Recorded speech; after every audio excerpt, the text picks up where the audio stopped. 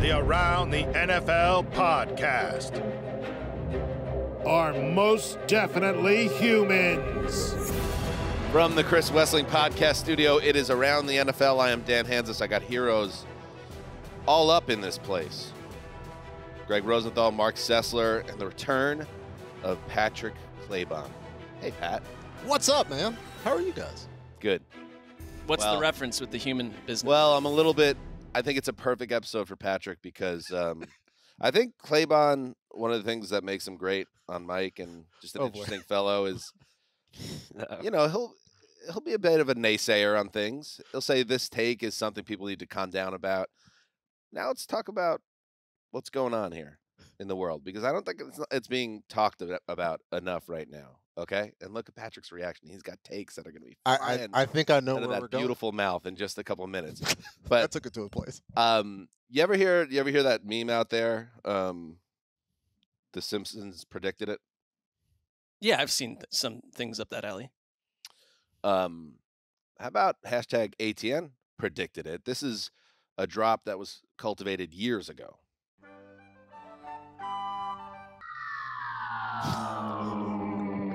People of New England, we come in peace. They seem friendly. I say we trust them. How great for our planet.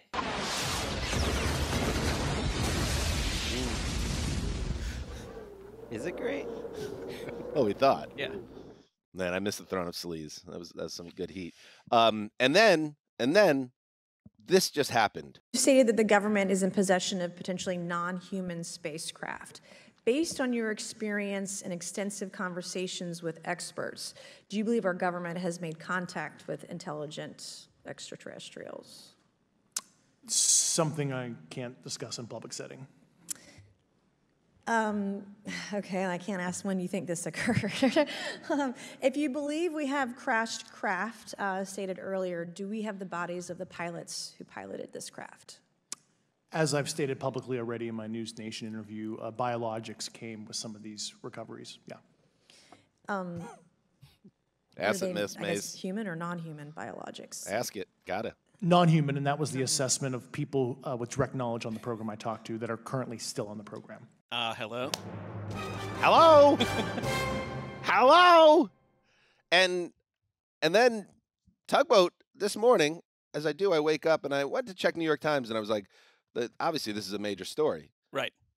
This was that was David Grosh testified under oath that the U.S. government has recovered non-human biological remains from the crash site of unidentified craft. Made that revelation during questions from South Carolina's U.S. Rep. Nancy Mason. Hi, Nancy Mason. At Oversight Committee hearing. I couldn't even find it on the Times. Okay, the Gray Lady, the paper of record. So what's going on? It's a cover-up, Claybon. What do you got? Because I feel like you're exploding to get a take out there, probably to take down the whole thing. No, I mean, it was the same take I had yesterday. So we have a person who has given some interviews and said some things, and then instead of answering the question, he references the interviews because he's under oath, right? If you want to talk about like a non-human biologic being on a craft, that could literally be a paper airplane with an ant on it. Oh, right? Patrick. Like he didn't specifically say that these were extraterrestrial Why gotta be so organisms. Claybon about this? Because come on the journey. So again, the thing that What's the story with this guy? I have to admit I've learned everything about this story. That's in what the the government wants to minute do. or two. Many Gregs. Greg is scanning the Washington Post for this. I haven't been. No, I'm Or it's scanning the who the WAPO. guy is on Wikipedia.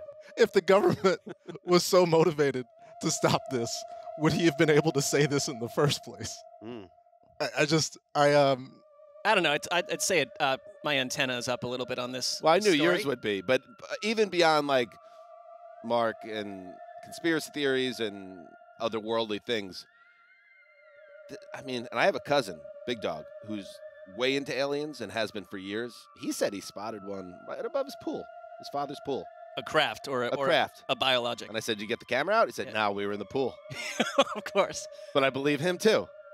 Something's happening here. I believe your cousin more than I believe this particular person, based on the way that they approached I it. did see our friend Jason Zumwalt was asking for an apology for anyone who's ever doubted the existence of extraterrestrial being, and I had no context for it because you're right. I guess this story has been buried. I think the sound drop though is in reference to the woman on the plane who was convinced that someone else on the plane was not a human. And I looked at Mark at the time, and he looked skeptical, even just assuming that we're all humans here. Oh. Like, you didn't seem to be accepting that as a truth. This Zum drop actually came in when Greg made a reference like these players are human. So this has been holstered for a bit, and it just kind of worked. Yeah. Although it works on this level too. It works on multiple levels, like any good Zumwalt drop. And not for nothing, this guy to my right,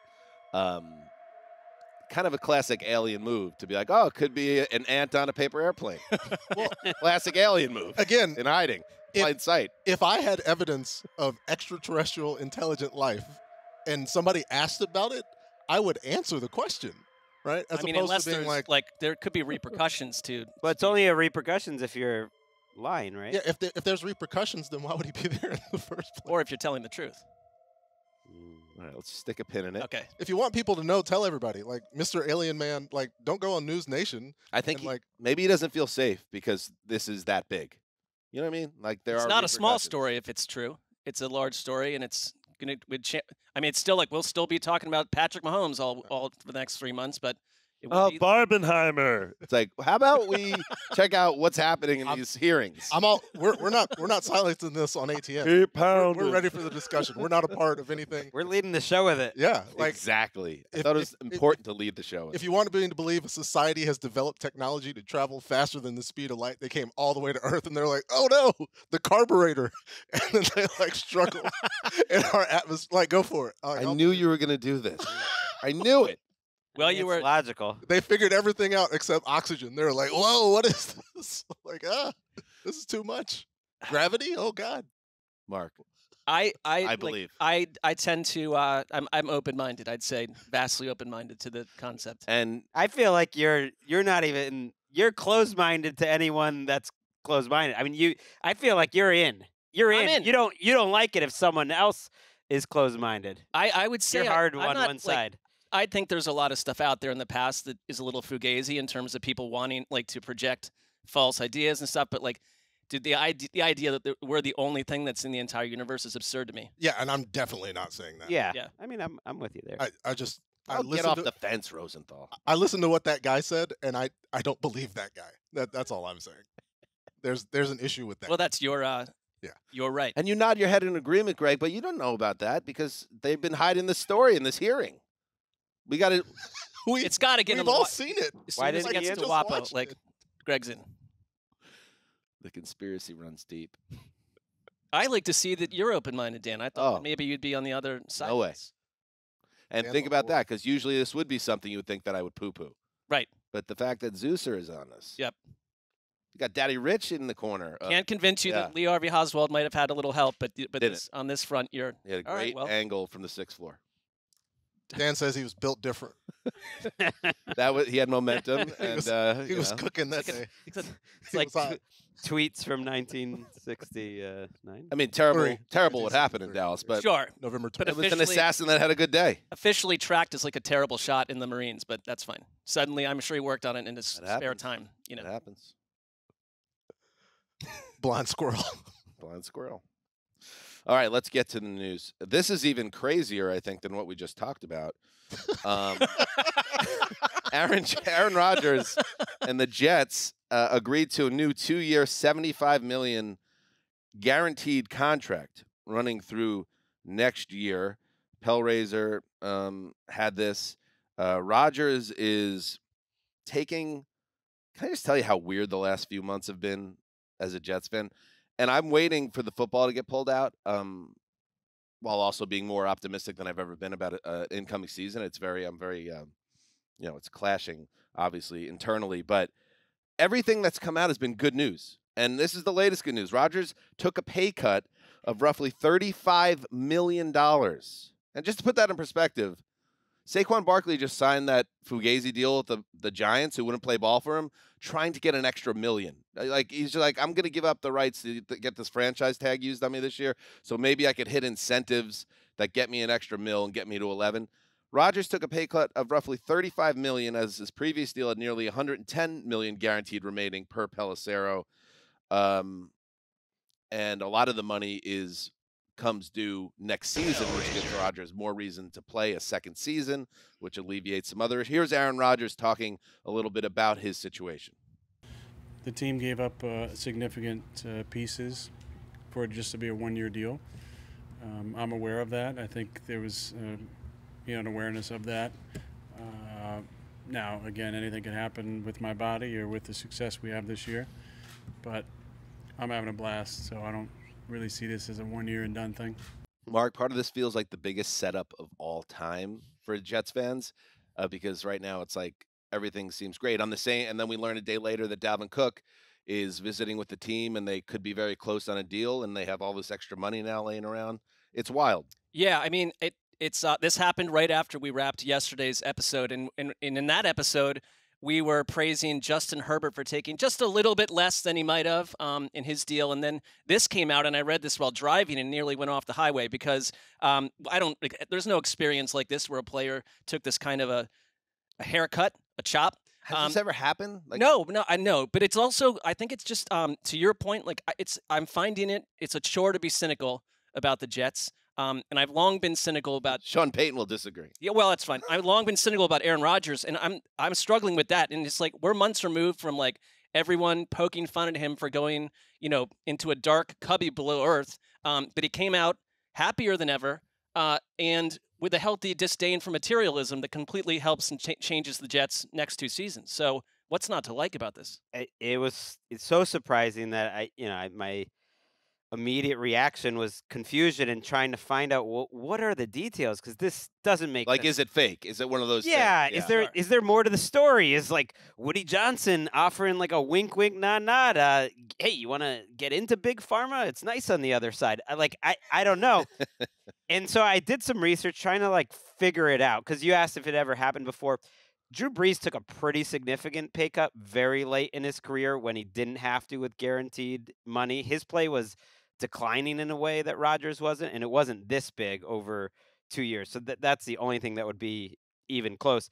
And I did some research, and one thing I didn't realize is he actually gave up the guaranteed money for 2024, which was $47 million. Most of this really, actually back in April or May when this thing happened. No one noticed. When they restructured it back then, actually, he had already given up the 2024 guaranteed money, which I did find some analysis at the time, the few people that did it, and they were like really surprised, because actually it was really surprising back then too. My takeaway was just like he didn't have to do this. We know that almost certainly the plan is he's going to be there 2 years. That's my biggest takeaway, and it's strange in part this year because like they're not really going to spend that money this year. So it's not just about helping the Jets. I don't know. I am sort of at a loss on it. It's about spiting the Packers. A little. Packers have a bigger cap hit than the Jets this year. Like that's Aaron Rodgers. You think so? I do think it's like, I don't think it's just simply that, but I agree with you, Patrick, that it's trying, I think, PR. To set the table for a couple things, because to your point, Dan, like if the whole season goes south and he's making that much money and they gave up assets for him and you don't get the version of Aaron Rodgers that you thought you would, I mean, it will turn so ugly. But there's so much goodwill right now that even if it takes till next season for everything to kind of gel, there's more patience around it. And I do think it's hey, Green Bay, you kept twisting and twisting the knife. And now I'm somewhere where I'm happy and I'm refreshed, and this is the version of me. But he got all that guaranteed money from then. He also squeezed the knife to get that 3-year, $150 million. Yeah, but they drafted his successor, over, and I think that was more than the money. It was like it's a disrespect that like the Jets are like, we're all in on you, he's all in on them. And the Packers kind of get it both ways. From 12, my question would be like how somebody who was going through a contract situation with the Packers in that time frame might feel about, like, how does Devontae feel about this circumstance? But like, because I was looking at Spotrac, I don't know how to say it. Shout out to the dude, but it was a 40.3 dead cap hit for the Packers, and he's just going to account for $26 million combined over the next 2 years for the Jets, and it's going to help them planning their 2024 season, no doubt. That's like I don't know what other explanation there is, like unless Aaron has just decided to forego worldliness. Well, he's also made 37 million. He's made a ton of money, and how much money do you need? But how did they get to that number? How did it even go there? You know, kids are expensive. They can be. Oh my God. Anyway, I mentioned Dalvin Cook, the running back. Dan, the light just went out in his eyes briefly. I've been solo dadding it this week, and it's starting to pile up a little bit. Running back Dalvin Cook is flying to New York today, Thursday, to visit with the Jets this weekend. Pellraiser reported since Dalvin Cook's release from Minnesota, the Jets have been one club rumored to be interested in the 4-time All-Pro Breece Hall on the PUP list right now. They think the world of Hall in terms of his future, but things are a little murky right now coming off the ACL tear. So it makes a lot of sense to me. That would just pump up expectations and excitement even more. Greg, there's a rival in the AFC East that also is in play here potentially. Yeah, the Patriots are also reportedly in the mix. So Davante Adams might be kind of being like wondering what's up with that Aaron Rodgers contract, but Dalvin Cook's loving it. They got a little extra money. Now there's a couple teams bidding for him. And I have an assignment this month of the 2024 free agents, starting the early list on that. And one thing that's not helping these running backs, I realize this year and thinking long-term, is the outrageous free agent class next year of running backs. Like everyone's up. I think that's part of the reason it's down. Saquon, Jonathan Taylor, Josh Jacobs, Austin Eckler, Derrick Henry, J.K. Dobbins, A.J. Dillon, Tony Pollard. I could go on. So it's like that's partly why running backs haven't been paid, but maybe Dalvin Cook could be the exception now. Because this is kind of connected to the Jets, let's talk about Sean Payton, who Sean Payton's feeling good. He spoke with USA Today, and he was in a chatty mood. He was a real chatty Cathy. Jarrett Bell will give him the pop here. He did the conversation and then wrote a fairly explosive story.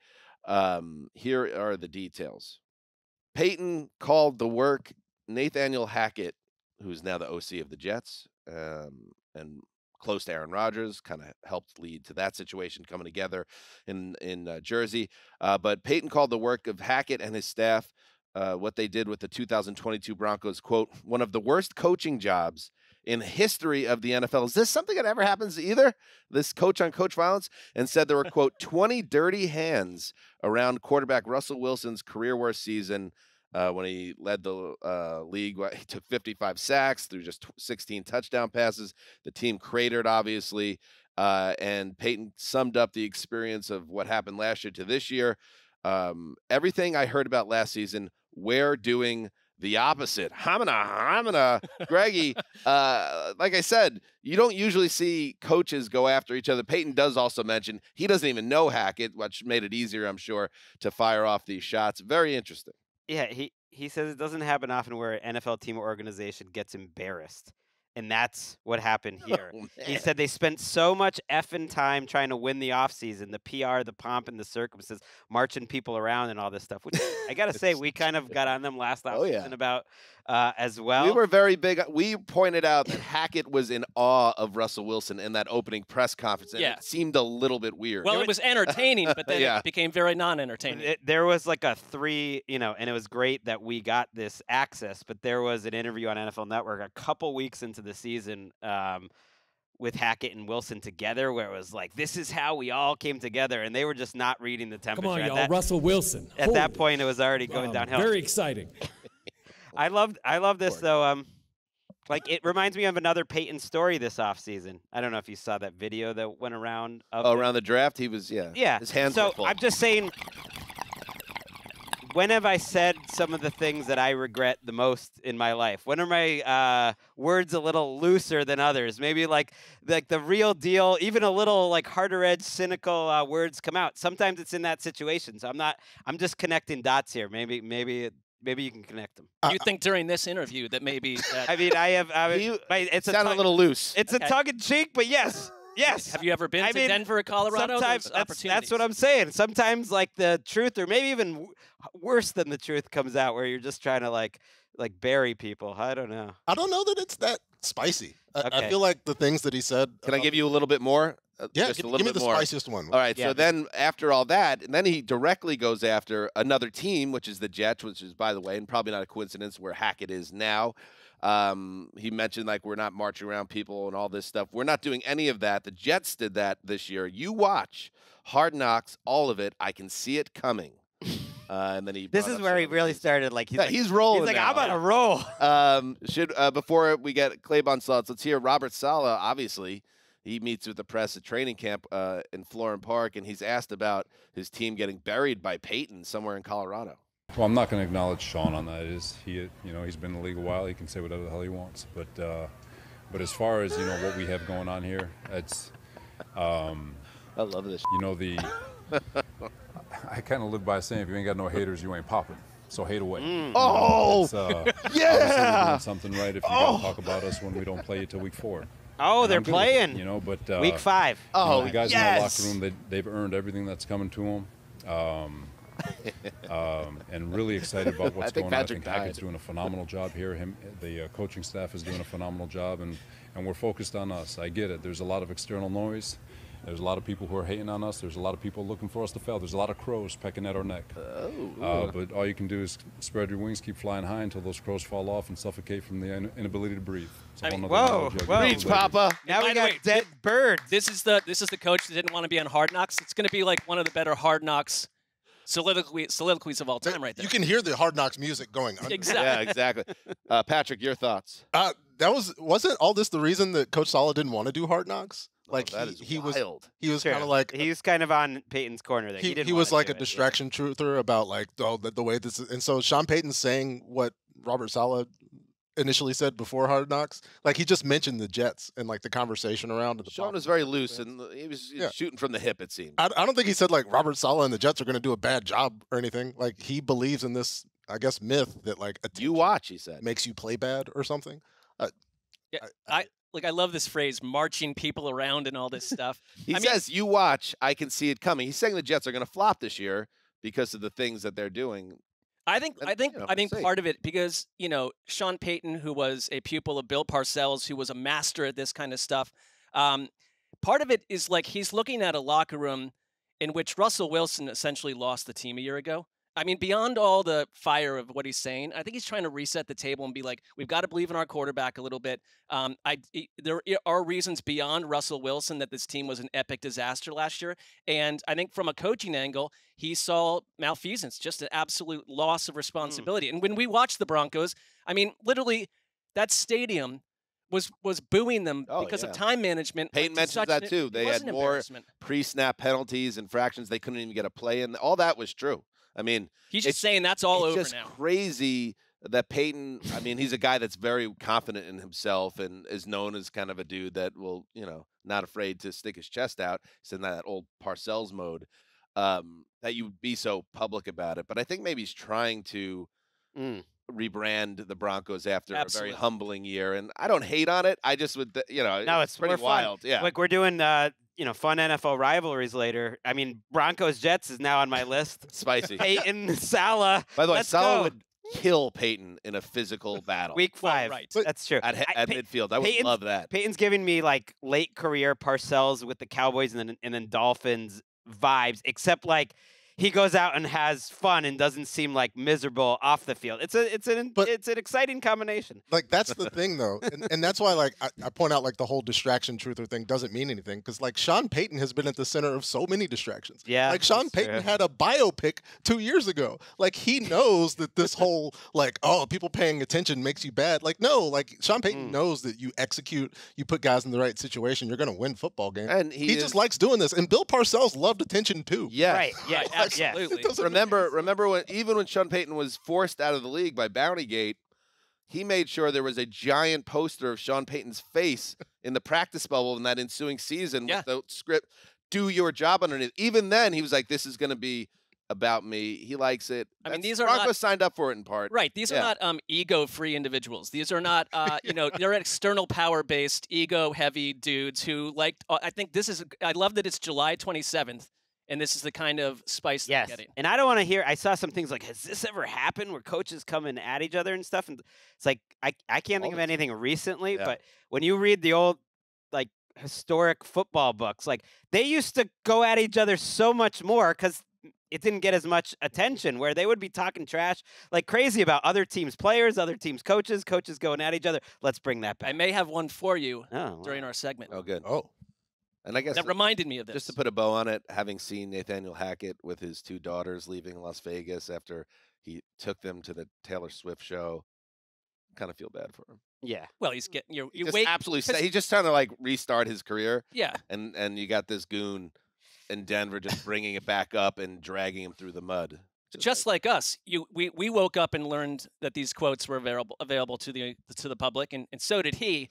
And it got to have ruined his morning. Yeah, Hackett's like, what are they? Like he's checking Roto-World. And he's like, what? They changed the site? What? Like, which one is the player new? Wait, and what did they say? It's like, who's that on the grassy knoll? Oh my God, it's Sean Payton. But I don't even know him. He's also reading that at his job, that he has. Sure, right. And there's plenty of coaches that did not have all of these things happen, and they are currently not employed. So, like, he's definitely more upset about the rebranding of Roto-World, which has been confusing for all of us. Yes, we're working through it. Jim Irsay, another guy who likes to talk, the owner of the Colts. All the drama about running backs not getting their due, running backs doing text chains, running backs doing Zoom meetings, running backs leaving their teams without signing their franchise tag. And Irsay is like, what? Even his own running back, Jonathan Taylor, has been very vocal about wanting a new deal. And Irsay had this to say of the big storyline. We have negotiated a CBA that took years of effort and hard work and compromise in good faith by both sides, Irsay wrote Wednesday on social media.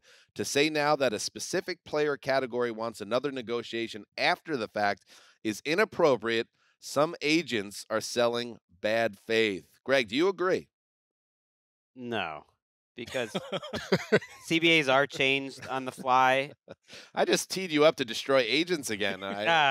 This one, I'm on the agent's side, I guess. I mean, I think he was responding not to Jonathan Taylor's specific situation, but Jonathan Taylor has been vocal. He seems as upset with his contract situation as any running back out there, and so that's part of this.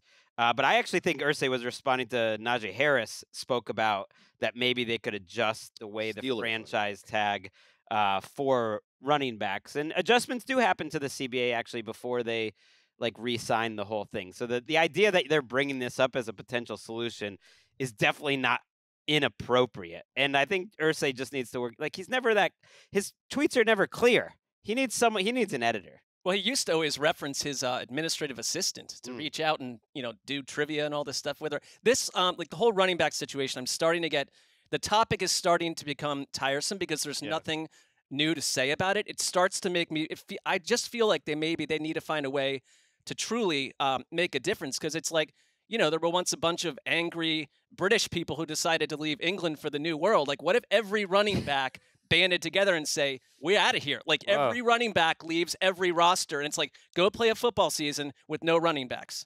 Let's see how that works. Yeah, do they have the power and capability to do that? Like, unfortunately, just don't show up to work. For Jonathan Taylor, for Saquon Barkley, like the solution to all of these things aren't going to happen in the span of their careers, right? Yeah. Like for the rookie wage scale went in 2011. Like Jonathan Taylor may have been 13 years old at that point.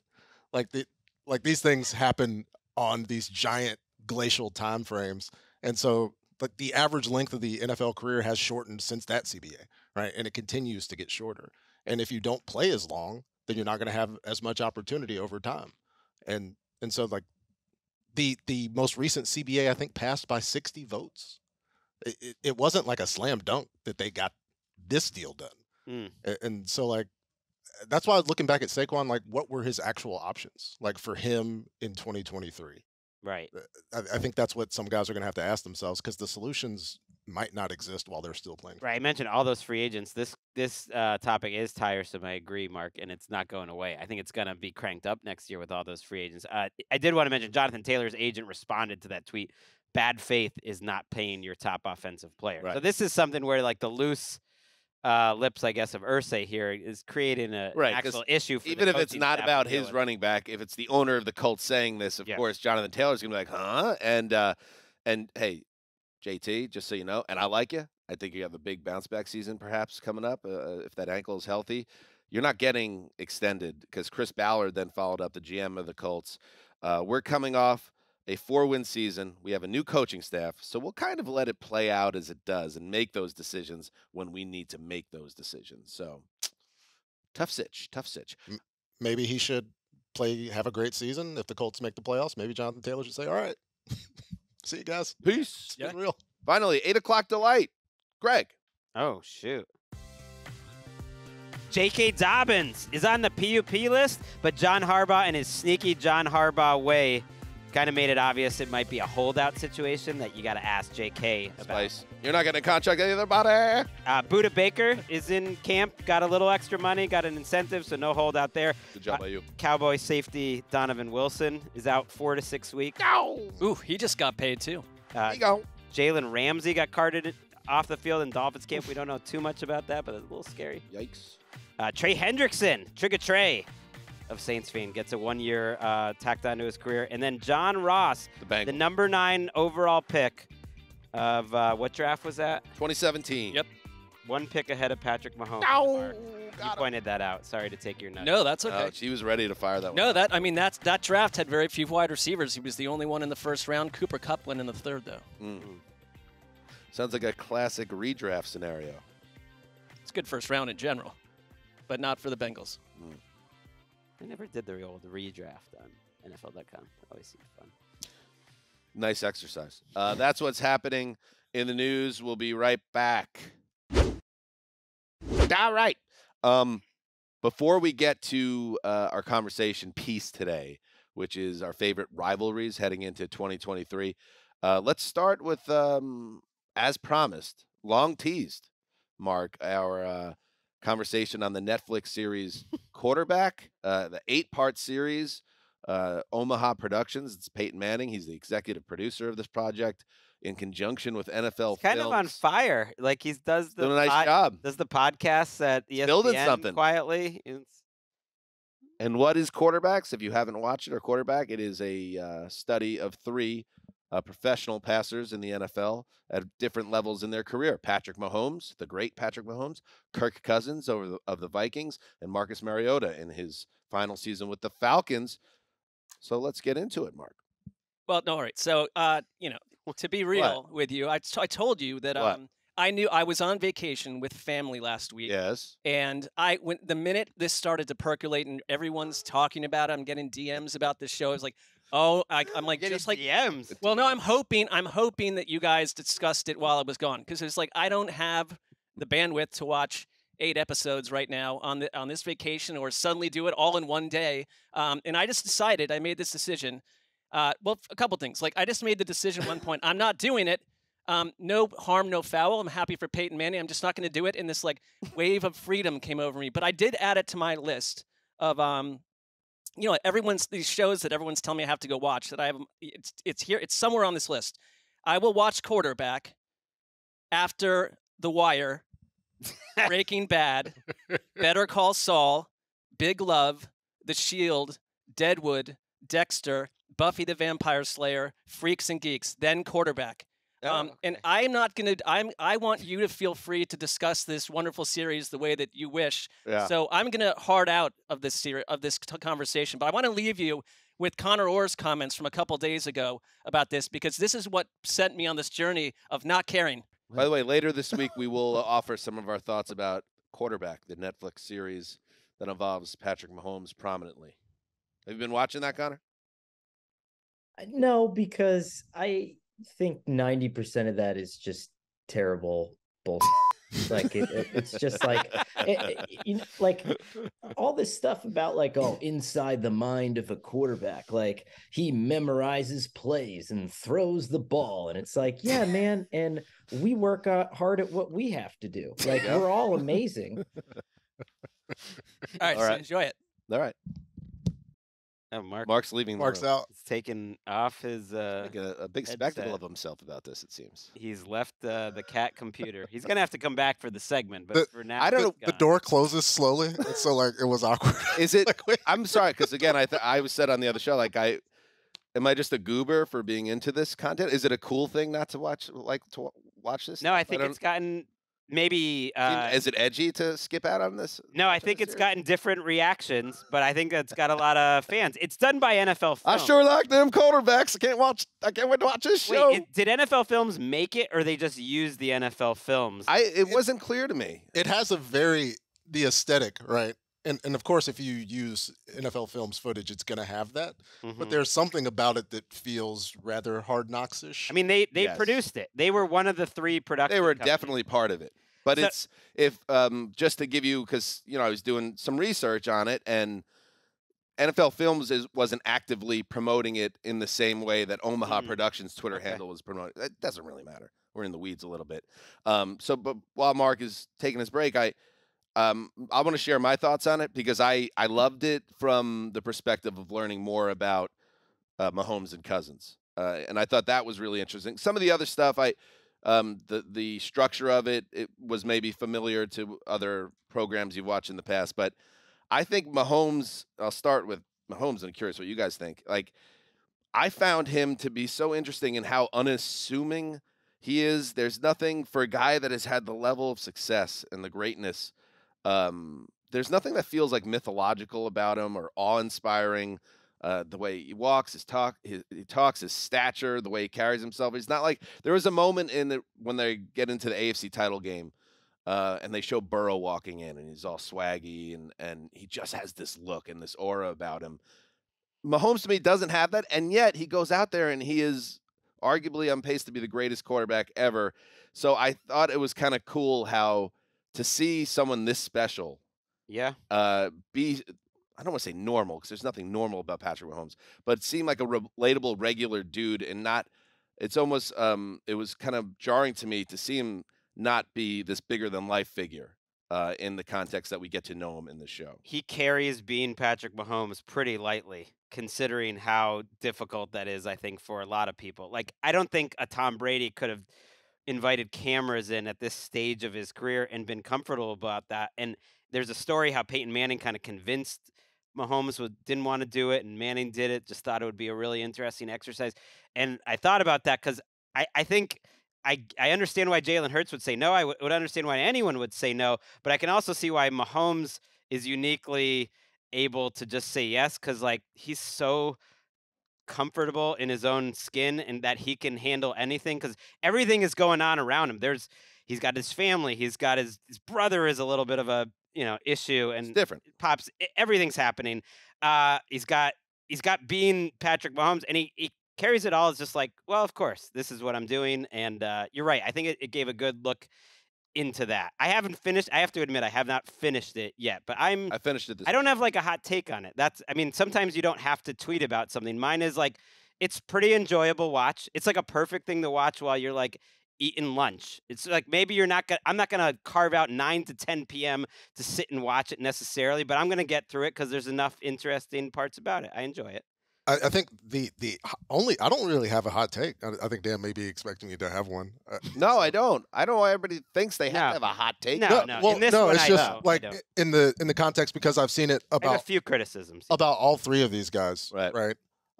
People who generally are very, very critical of Kirk Cousins have come away saying, oh, well, I feel better about Kirk now. Well, I think that's what context does. And it's not like perfect context because this is like produced for these quarterbacks, right? And they do want people to be a part of it. But I think maybe the takeaway some people should have is, well, as good of a job that folks do in NFL media do and as good of a job as the teams do, maybe there is information that I don't necessarily have access to when I'm making judgments about these particular people. And maybe I should be a little more lenient, like the Mariota situation about quitting on the team and all those things. Because like I think that's come up a few times where the team always wants you to have surgery on your time, right? Don't have surgery on our time, on the team time, right? Like a Michael Thomas type situation. But it's like, well, if I'm looking out for myself and my body, if I'm gonna get cut anyway, like shouldn't I have the surgery now if I want to play next year versus like I'm going to... Oh, I disagree with you guys on that. I think I felt for Mariota a little bit because it was clear and it makes sense. He put all of his eggs in the 2022 Falcons basket, and he talks about that as the season's beginning and ramping up, and they have a little bit of success at the end of September. And, he had this golden opportunity to be a starter again, this former Heisman Trophy winner who was a number 2 overall pick, and it hadn't really worked out. And now here it was out in front of him again. And when it goes sideways, I see they go into the bye week and he gets benched during the bye week a day after his baby's born, and that's an emotional time for anyone. His head coach says, listen, there's nothing going on with his knee that has restricted him this season in terms of practice and games. And he just took off and went back to Vegas. And, you had a young quarterback on that roster that was now becoming the starter. It actually surprised me based on basically how I saw him in relation to Cousins. Mahomes is a guy that maybe the passion's not at the same level. And I was a little surprised that the Eagles then jumped at him and brought him back in, brought him in there. Even at the end of the last episode, he has a quote where he says, I was really hoping for something west. I was trying to come back closer to home, but Philadelphia was very supportive. I just don't know if he's like the dude that's really all about ball and leaving that team. It's just, I think, something you don't do, and he did it. I think it's going to be a lot harder for him to get this opportunity if he waits to have surgery 4 months ago, right? Like if he doesn't do the surgery. What kind of surgery was it? It was a meniscus surgery. Right. And so like we talk about timelines and like the severity of surgery. It's still surgery, Like I don't think people are necessarily doing it for fun. Right. Arthur Smith, I guess, was putting it like he could play through it and then have surgery later. But he also left the team. He was just gone. He flew back to Vegas, and that was the end of his connection to the Falcons. The big winner is absolutely Kirk Cousins. Like he just comes across very likable. It's interesting to I haven't watched the whole series. The episode on them playing through pain, and they tried to structure it in a way where there were different themes, and I think there were some benefits to that, and there were some negatives. Like one was like the mental side of it, one was like playing through injuries and everything. But you just see how much it means to Kirk Cousins, and he's a very likable person in general, and you see how good I think how he communicates with everyone around him. That's something I wouldn't have understood. Like his coaches, Kevin O'Connell, but I just love him in general, and he comes off. I like their relationship. Yeah, he comes off really, really good in this too. The trick is to what you said earlier, Patrick, is like it does feel a little infomercially, even more than a Hard Knocks. I feel like does like. It just could have been much shorter. That's all. It's like I don't need Patrick Mahomes for 5 minutes at an amusement park playing with his kids. There's nothing interesting about that. So you're asking someone to watch that, and it's like there's nothing compelling about that. And there's just a few too many items of that. Just like we're having a barbecue, but like nothing. There's no dynamics within that barbecue that were interesting either. So it's just like was 8 hours.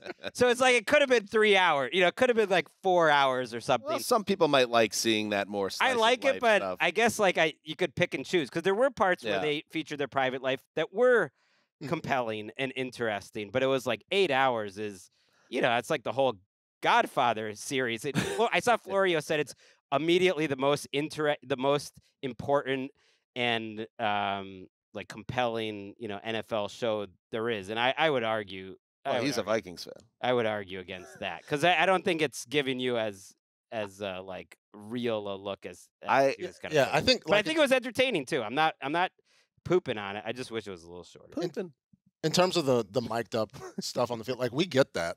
Like Films is doing that stuff all the time, and I think it's the best part. Like the O'Connell Cousins interaction during the Bills game, where Kirk is getting beat up, like Ed Oliver landed on his ribs, and his ribs were already bruised, and he's having trouble breathing, and O'Connell's like, "You okay?" He's like, "No, I'm hurt." Yeah, and that's real. And there was one where he kind of gets mad at Kirk fritzing out on a play call, essentially, and Kirk kind of audibling into a sneak that leads to a bad. And it was so funny because Kirk was saying his dad's scouting report of him back when Kirk was like a high school player is the same thing now. And even in this show, you can see maybe what prevents Kirk from being even another level. I mean, he's maxed out his career pretty well, but he's so hard on himself. He's always kind of revisiting all the things he does wrong that you almost feel like that is a weakness maybe that maybe the greats aren't quite like that. Like he's always beating himself up and sort of revisiting in the moment what he's doing wrong. Like he can't totally let go, and you see that a little bit. Here is Cousins looking. He was looking at his dad was I believe he was his coach in high school, and sharing kind of an end of the season progress report, which he did for all of his players, including his own son. He said to work on, you need to be a more vocal leader Your footwork needs to get better. And so it's funny because if you were to give this to a scout on the Vikings right now, they'd probably say that that's pretty accurate to this day. 20 years later, I was 14 when he wrote this. And then he wrote at the end, he said, Kirk, if you keep developing, you could someday be an all-conference and maybe even an all-state player in high school. And I remember when my dad wrote that, and I thought, wow, my dad thinks I could someday be an all-state football player. I mean, that's big time. I remember thinking to be all-state. And what's interesting is I didn't make all-state. I wasn't that good.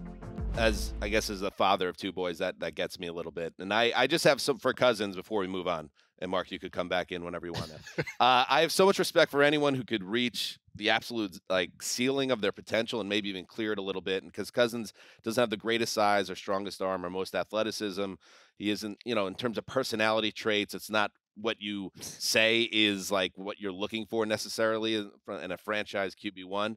But it's clear, and you see it in this series, and you see it in his production in his career, that he works his ass off. He's passionate about what he does. He's tough as hell. He's real. And I think that's one thing this series helped for me is see with him, we kind of see Kirk Cousins is he somebody to take seriously? He's so confident in who he is, and even if that's not the archetypal quarterback, his players, his teammates like him, you could tell, because they know he's an authentic person, literally, at ease with who he is, and I think it's easy to admire him. And it just will change, Mark, not that, because a lot of those things you mentioned, by the way, I would watch before this also, like The Wire, for instance. My order of shows. Hit that. Yeah. Okay. But I feel like Big Love was a little high on the list. That's a little high. I do like Paxton. Rest in peace. But Cousins, I feel like going into a season, this is a nice pump up primer for the season. And I'm looking forward to following Kirk Cousins' career more now after watching. So, being back there, number one, I kind of enjoyed listening to this podcast versus being on it. That was kind of enjoyable. But good pod. It could be arranged. We wouldn't want that to happen. Right. But No, that could be the end game. But I would say ultimately that the Cousins clip, it affects me. It changes how I think about him. But there also was a request from... Maybe not as much as the Deadwood premiere would hit with you, but we don't know yet. That's high on my list. Yeah. I still haven't seen Deadwood. That's a good point. There was a request to maybe weigh in just for a minute about selecting his outfits. And there was a series where Kirk Cousins, his a request... From Behind the Glass. So it's a little bit more talk about his clothing and his fashion. Oh, his wife picks out his Patagonia stuff, and that's fine. It's fine. Oh, I did. That was one other thing I wanted to share. Shout out to Brittany, Julia, and Kiyomi. Yeah, they all come off great. Nice job. Great job by the wives. No, I heard a different tale about the Mahomes individual. No, I think the families come off really well. Okay. I didn't see it, so it's not. Wait, you didn't see it? No, There's a dedicated subset of people that I think because of Jackson, maybe mainly, that Brittany's never going to make a comeback in their eyes. It doesn't matter how positive anything portrays them. There's people that that's stupid. She seemed very supportive and very knowledgeable of his career, and when his injury, that guy won the Super Bowl, by the way, on one leg. All right, quick program note: we are undefeated when it comes to timing. About an hour after we taped our Thursday podcast, the news came out of Cincinnati that Joe Burrow had suffered a calf injury and was carted to the locker room. As of this time, we don't know how serious the injury is. When we recorded the second part of the podcast, we didn't even know an injury existed because it hadn't happened yet. Freaky, huh? Anyway, we'll have more on the Burrow situation on our next podcast, but for now, here's a conversation about Burrow, at least in part. Enjoy. And let me seg now into our conversation on rivalries, because let's start with Mahomes and Burrow. Oh, that's good. Because that dude, that unassuming all-time quarterback, Patrick Mahomes, his ankle was destroyed against the Jaguars, and he just gutted through the end of that season and beat Trevor Lawrence, then beat Burrow, then beat Jalen Hurts in his dream season, doing it on one leg. And I found it so interesting when Burrow and the Bengals beat the Chiefs earlier in the season, and what was it, the third time they beat him in the AFC title game the year before? It's 3 in a row. 3 in a row. And you had all that stuff about Burrowhead, and Joe Burrow owns the Chiefs, and Patrick Mahomes, it's his time to step down, and it's Burrow's time. And I was part of that chorus in January saying this is Burrow's year. And then what does Mahomes do on one leg? He finds a way and wins that game, and then wins the Super Bowl.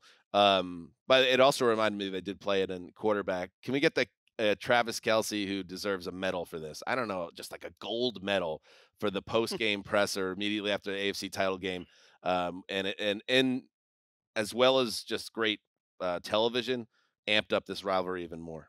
Yeah, I mean, first off, I just want to thank God, man. Woo! Burrow had my ass.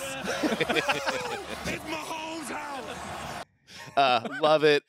Right before that interview with Tracy Wolfson of CBS, and you saw this on quarterback, Mahomes and Burrow after the game, and Mahomes is repeatedly saying many more, Doug. I think it is. I think this is the best rivalry since Peyton and Brady. And just this week, Greggy, for the Desert Heads out there, Burrow surpassed Mahomes. He's now plus 600 for to win NFL MVP over Mahomes at 650.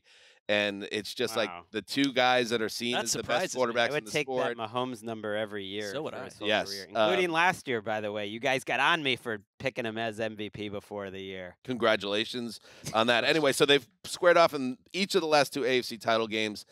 I hope it's not the last of it, and I don't think it will be. I think it's the best rivalry in the sport. Both team, Chiefs, Bengals, and quarterbacks, Mahomes, Burrow. I'll give you sometimes, conflict can be man versus self. And like the rivalry that I feel kind of growing, because I almost put Chiefs, Bengals, Bills as this triumvirate atop the AFC, where it's like I could see the Bills in some world coming out of this. But my rivalry right now, the way I feel, because I think a year ago, you just ticket the Bills for 13, 14 wins in an AFC title game appearance. They seemed like that team in the AFC because we were questioning what would happen to the Chiefs a year ago. But right now, I think it's the Bills versus a mounting sense of internal dread. And just basic dread. And I just feel Bills v. thyself. Exactly. Dread. Man versus self. That's I think a tough one. That what I don't feel this way about the Chiefs. There's incredible optimism. No matter what the challenge is, you trust the coach and the quarterback to work their way out of it. We already saw that all last year.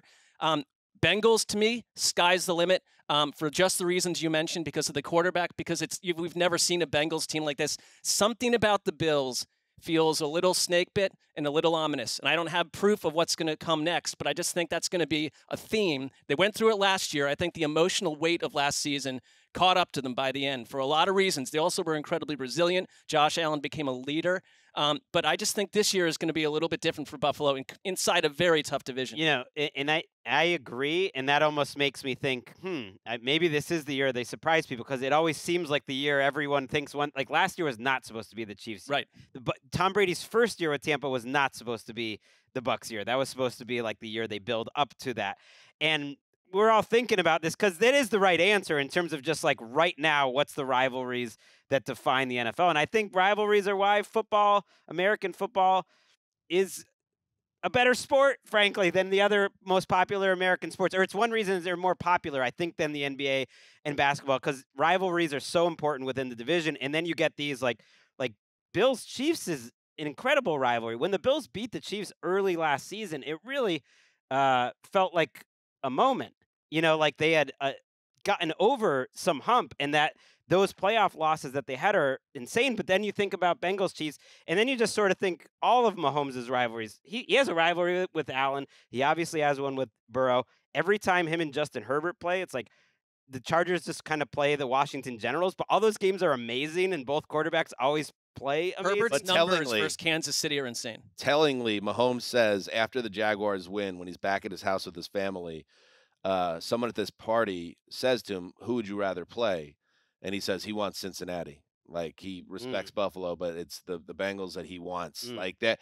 I thought it was the Bills. It was a weird season for Buffalo and nearly like a horrifically tragic one, obviously, with DeMar Hamlin. But I thought when they lost at home in the snow to Cincinnati, they fell behind, and I view them kind of outside of those big two now.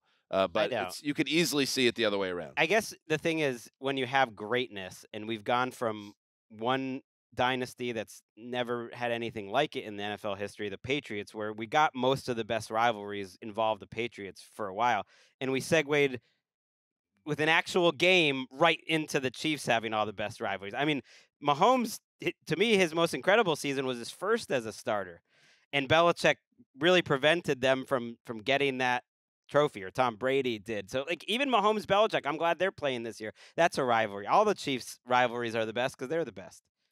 Yeah, the feeling about Buffalo, it's hard for, I think, especially me, and I know for a lot of people, to get that image of Buffalo in the snow just getting trounced and ran out of their own building. And that influences expectations. But we have these discussions coming into every season, and it seems like the folly of expectations shouldn't, like, we should realize that they went 13-3 last year. Like, the things we expect aren't necessarily going to happen, right? And so, like, I think Buffalo could be fine, but it could also go horribly wrong. And unfortunately, due to the nature of the game, it could be like that for the Chargers. It could be like that for the Bengals. It could be like that for the Chiefs. Like, we don't want to see it. But I think the thing that I love about the Burrow-Mahomes situation is, and it may happen, but right now there's no like, oh, Joe Burrow can't win the big game or any dumb like that. Like, people are recognizing, like, these guys are good.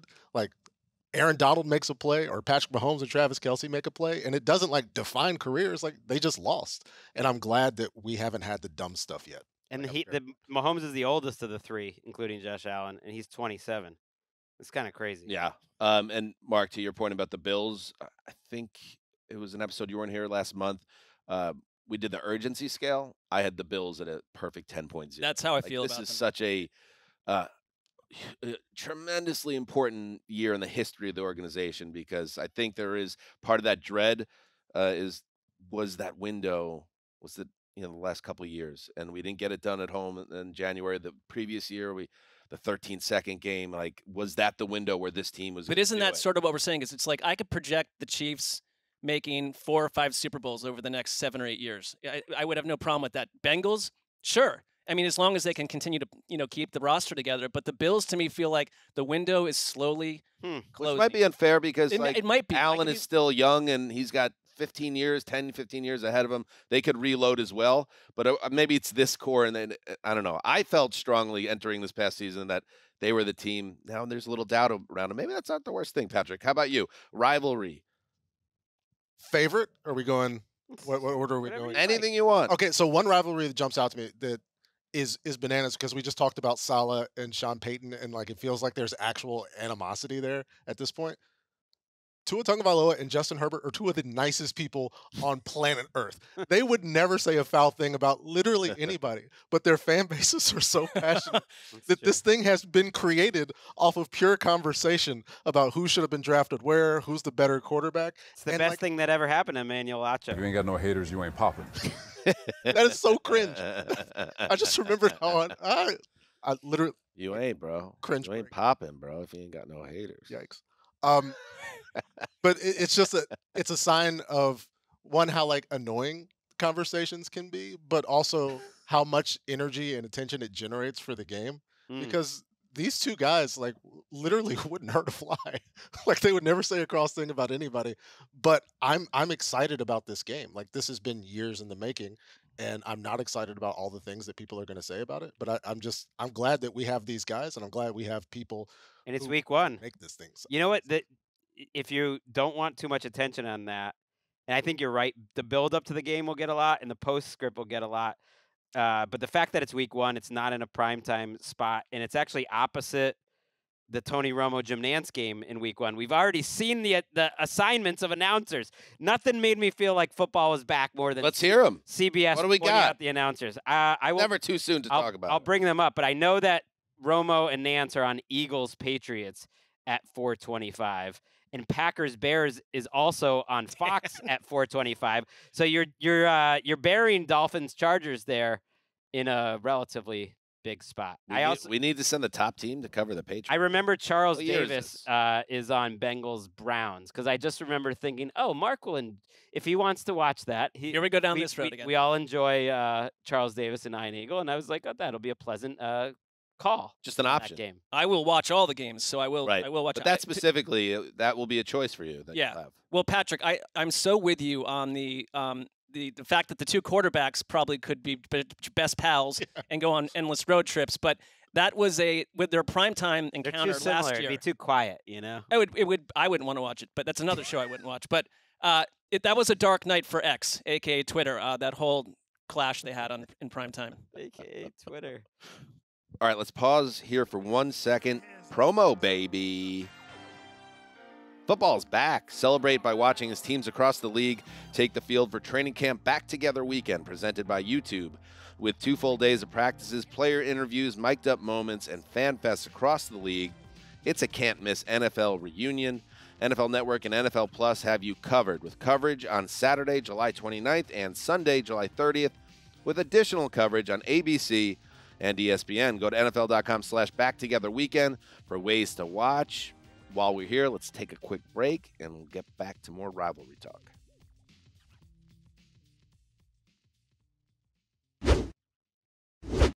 All right, we're back.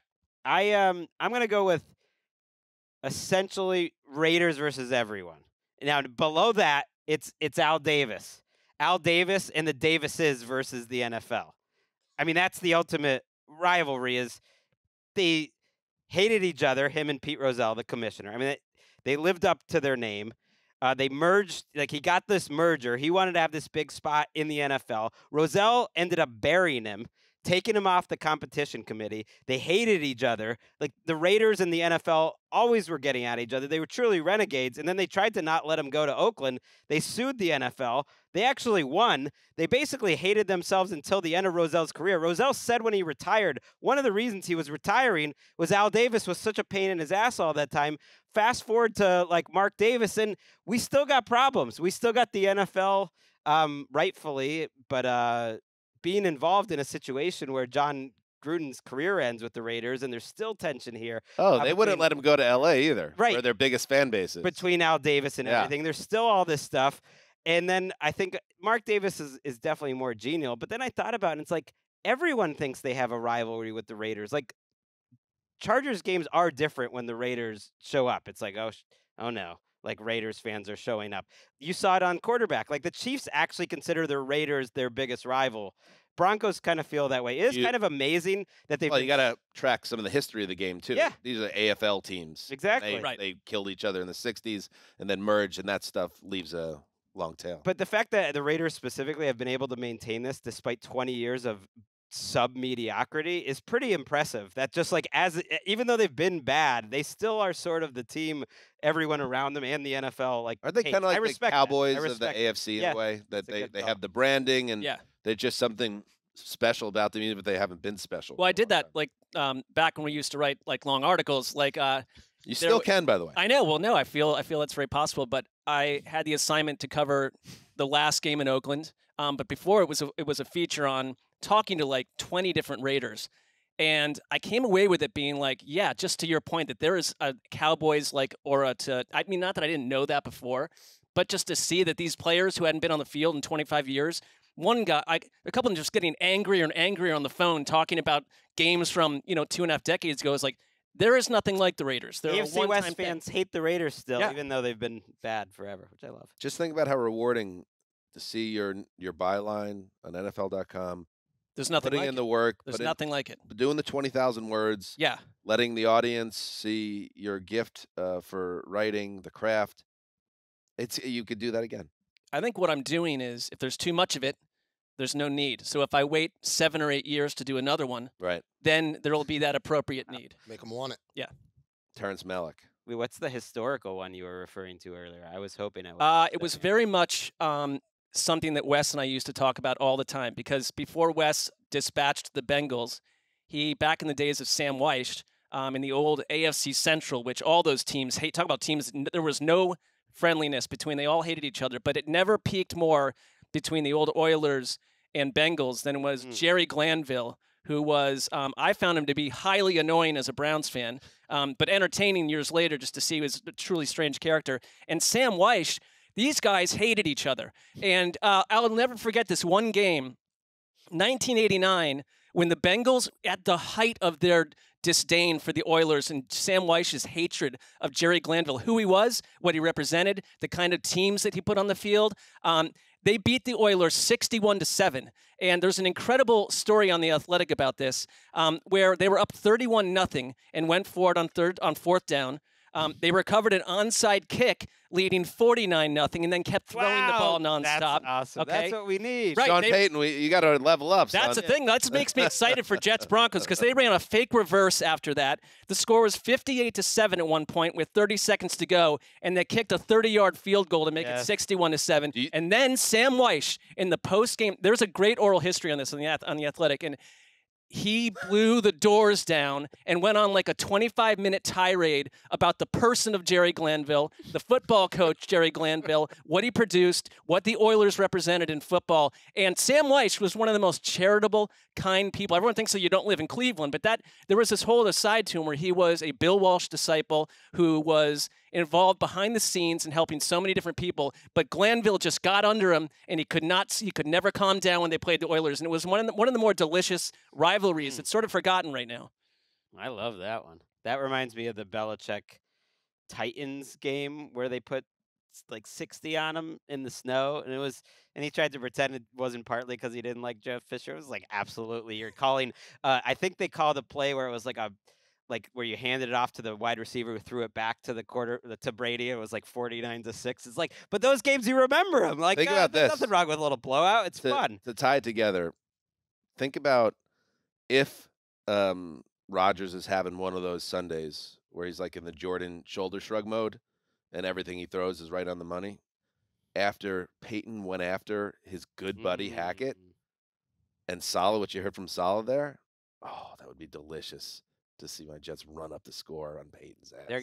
Whoever is leading, if they can, they will be trying in that game. I'm with you. I feel like you're going to be drafting that game number 1 potentially that week. Potentially, it's in the running for me. Yeah, I think you got. Are we allowed to take Jets games from you? Take as many as you want. I'm watching it regardless. Except that one. I think they're going to give you that one. Patrick. All right. Popped in my head. It's an old rivalry, but I think it still exists because there's back and forths as the story continues to get told. Golden Tate versus Percy Harvin. It's still going. Wait, what? It's still happening? I love this. Specifically because it fulfills my agenda. And that's why I will take the opportunity to talk about it. For those who don't know, the Seahawks are about to play the Broncos in the Super Bowl. There's a conversation about whether or not Percy Harvin's going to play. Golden Tate is like, whatever, it doesn't matter. We didn't need Percy to win the last game. Percy didn't like it. Through Percy's telling of the story and Cliff Avrils and several other people, Percy punches him in the face. Golden Tate ends up in the trash can. They go and win the Super Bowl. In the trash can. In the trash can. Wait, he like fell into a trash can? He wound up in the amazing. trash. Again, that's Percy's telling. What a great punch. Golden denies that, but the way that it fulfills my agenda is these guys didn't like each other. There was literally a fight. It wasn't a distraction. They blew the Broncos out. Harvin was awesome. Percy Harvin had to play the game. Yeah, all you have to do is execute. Like, you could not like people, whatever. They went out there and did it. And that's why I love the rival. The fact that they're like all beaten and bruised and out of the league now and still talking about it. I love it. I love that you say this fulfills your agenda. It does. It what confirms my prior. What is the agenda? Just be clear to me. If you play and you play well, then you're going to win. Like, it won't be a distraction. Like, you don't have to get along. Fair enough. There's no human emotion involved in any of this. No, you can do it. I don't think you needed receipts on that one. Well, I mean, it's constantly argued against me. But either way, like, you can do it with NFL films watching, and there could be quarterback, there could be wide receiver documentary. But as long as you go out there and do what you're supposed to do, you're probably going to win. Well, that reminded, one on my long list was Russell Wilson versus the Legion of Boom, which never ends. Like, no, they enjoyed. Can't let it go. They enjoyed it so much last year. Like, it still feels like it's going on. So that was that team, and like it was all about like who gets the credit, which is where a lot of this stuff starts. People want the credit. Yeah, and. Yeah, that team, it's kind of crazy. They only won the one Super Bowl, as stacked as they were. The play with Malcolm Butler, that is maybe ground zero for the heat that will forever be between Russell Wilson and the play caller and that defense. All because Dante Hightower made an incredible play on the play before. He did. Took down Marshawn Lynch. You got one more, Greg? What should I pick here?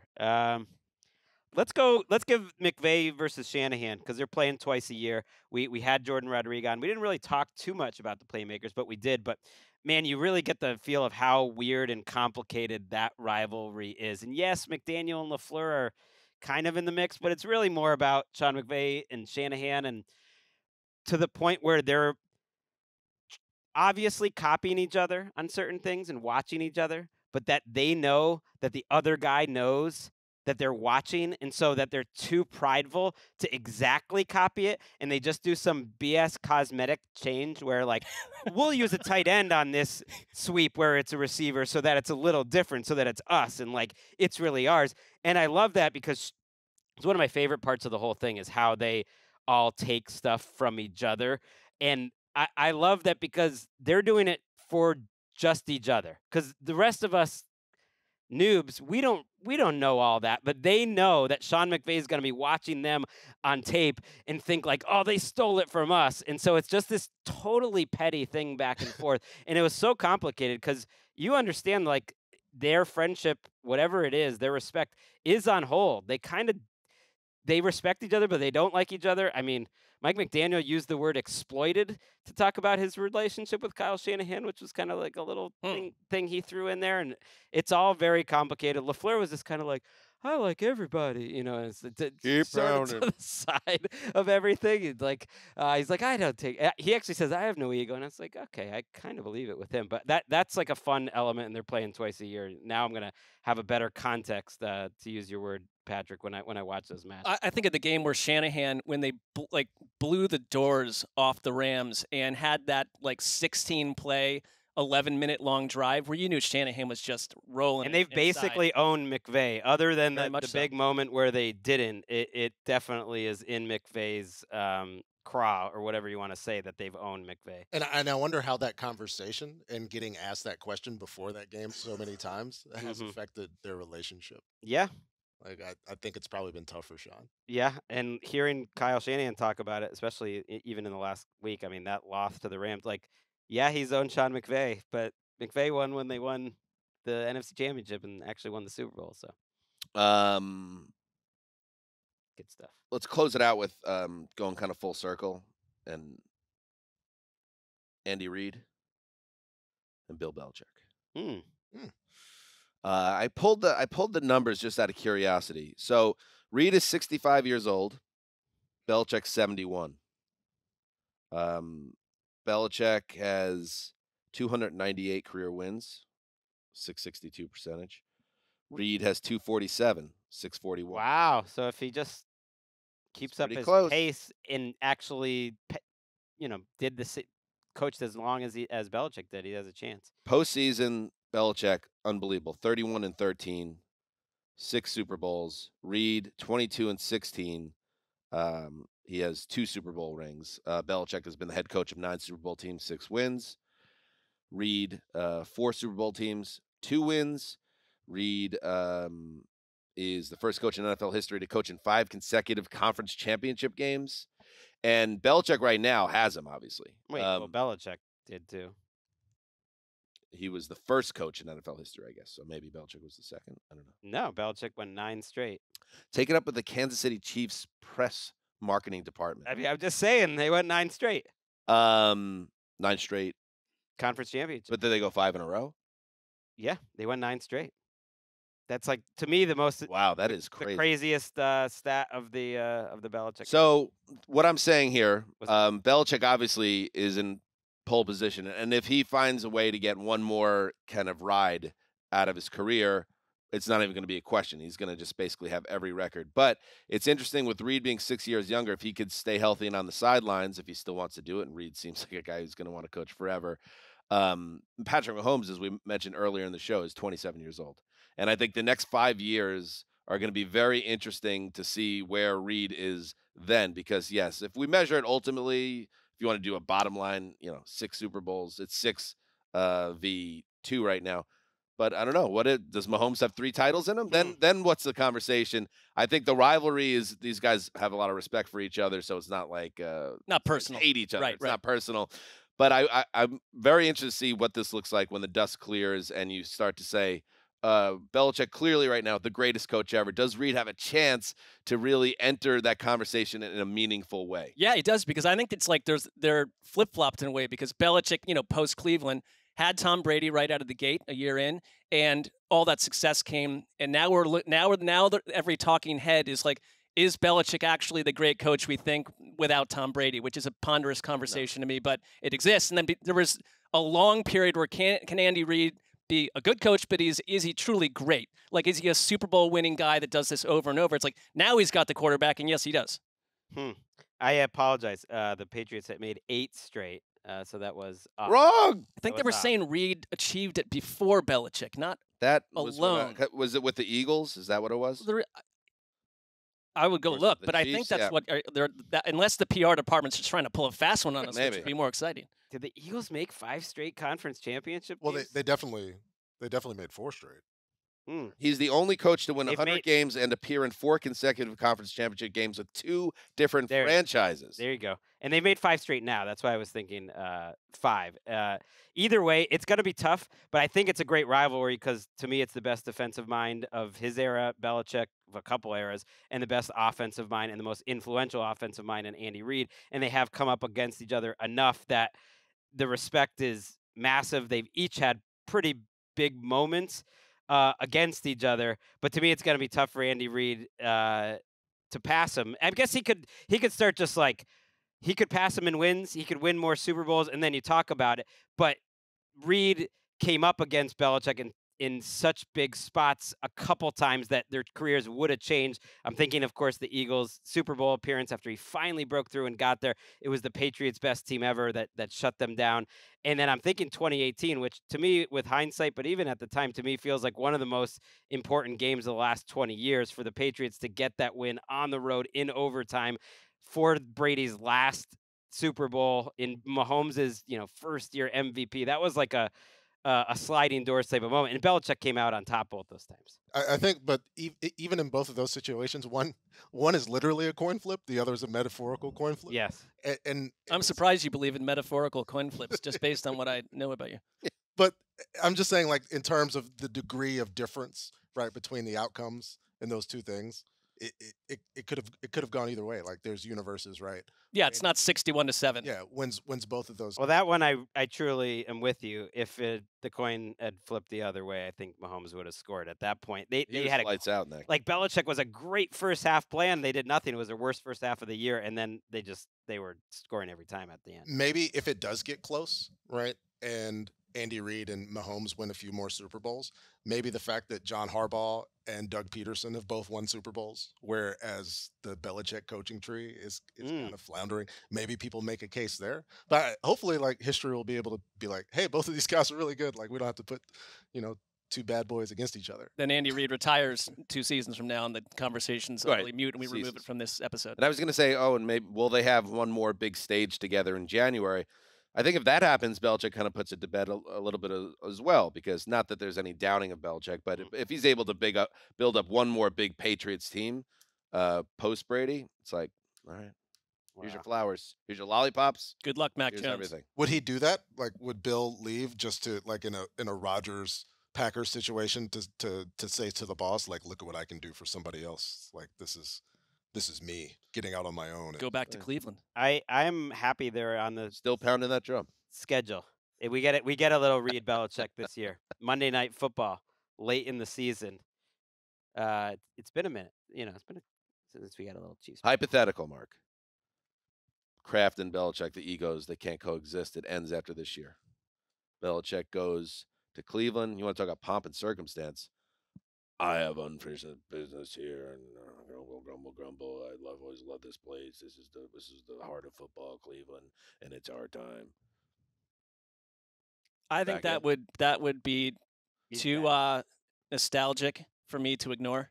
Would you write a letter to him? This one being answer me. This time around, answer me. This time around, I'd probably email him. All right, speed round here. Speed round to leftovers. Rapp versus Schefter. We hit that this week, but that's clearly. I got Rapp versus Pellraiser. Okay, in-house heat. That's a huge one. Yeah. Falcon Saints. I had to at least do. I know you guys didn't want to spend 5 minutes on it, but Falcon Saints. Remember when Vic flipped them the bird? You probably don't, but there's a lot of good stuff there. Ravens Steelers. I was trying to think of like a matchup. I couldn't the think whole of a plane good out of matchup. Peyton. I think Stephon Diggs and Sauce Gardner could develop into one because Sauce Gardner did quite a good job. He gave up one big play against him last year, but other than that, really did a good job on Stephon Diggs. So that's just a matchup I'm looking for. I'm excited a little bit. I'm excited for Jets Dolphins this year. in a way I haven't been in many, many years. It's a good rivalry. I think at some point, Mike Evans and Marshawn Lattimore are going to play a full game against each other, and I'm really looking forward to seeing that happen. It's true. Like the NFL's done a nice job keeping the divisions the same. NFC East, AFC East, all these go back so That's far. a good job by you. I'll give you a couple with no commentary. Okay, go ahead. All right, Dak Prescott versus Talking Heads. Kind of annoying. It's a good one. Duggan Browns fans versus Jettison Browns fans. They really hate each other online. I've experienced that. Lamar Jackson versus his own body. Kozar versus That's Elway. a rivalry. I mean, that's stupid. Well, of all people, he's not. A rivalry. Future rivalry. Belichick McDaniel. They couldn't be more different. I cannot wait to see what happens between Patriots, Dolphins this year. I think it's going to become bigger and bigger. Cynical Jets fans, not you. Yeah. You're an optimistic one. Yeah. But McDaniel. Cynical Jets fans versus themselves this Belichick season. McDaniel, you said. Mike yes, McDaniel, a future. not Josh. No, I Mike was McDaniel. thinking Josh. Mike McDaniel. Mike McDaniel. I think that the polar opposite nature of the two of them. I cannot. There's just too many. This is exciting. Like Dolphins, Patriots has not brought me much joy over the years, but this might. Okay, good. Aaron Rodgers versus the Packers. Oh yeah, that's a pretty good one. The DMV versus Daniel Snyder. Rex Ryan versus Geno Smith. Those are all great. Those are all great. It's very annoying that the Jets went to Lambeau last year. Oh. Just missed. I'd almost just change the rule about interconference play and just, you know, you could add an extra one. They should have done something about it. All right, that's enough. That's enough football. It's a lot this week. A little too much. Too much football. A little too much. But great. Good talk. Patrick, always a pleasure. Always on this side. These aliens are going to make you eat your words, Claybon. No, they'll come for you first. They'll I come knocking have on no the door. issue with the aliens. I feel like the aliens would have issue with the characterization of this story. That's what I feel. Aliens got the issue. I love that. Check out Patrick on ITC. What is that called? Do you get Inside 10%? Trading. It's back together weekend. I'm saying he's got to catch up. Enjoy yourself. NFL.com. Heed the Please call. download it.